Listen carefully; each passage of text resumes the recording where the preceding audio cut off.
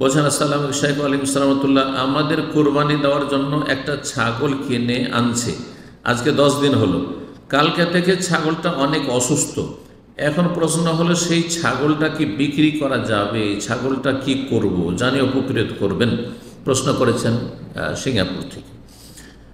এই প্রশ্নের উত্তর হচ্ছে যে ছাগল কিনে নিলে সেটি আপনি আল্লাহ রাস্তায় যেন নির্ধারিত করেছে এটি কোরবানি করব। এই জন্য একদল বলছেন যে না, সেটাকে কি করা যাবে না, অন্যটার সাথে পরিবর্তন করা যাবে না। আর একদল বলছেন যে তার চাইতে উত্তমের সাথে যদি পরিবর্তন করে তাহলে জায়েজ রয়েছে। এই মতটি বেশি ঠিক। তো এখানে এটি যেহেতু অসুস্থ হয়ে গেছে, আর এই অবস্থায় যদি রেখে দেন, জবাই করে গোস্তও খেলেন না আর বিক্রিও করলেন না যারা জবাই করে তাদের কাছে, যে সেটা থেকে উপকৃত হইল, মরে গেল, তো ক্ষতিগ্রস্ত হলেন আর্থিক দিক থেকে, লাভ কি করলেন? সুতরাং এখানে বিক্রি করার উদ্দেশ্য এই নয় যে আমি কোরবানি দেব না। কোরবানি বলে একটা পশু কিনে নিয়েছে আর তারপর বলছে আমি এবছর কোরবানি দেব না, বিক্রি করে দেবো, এটা জায়েজ নয়, এটা জায়েজ নয়।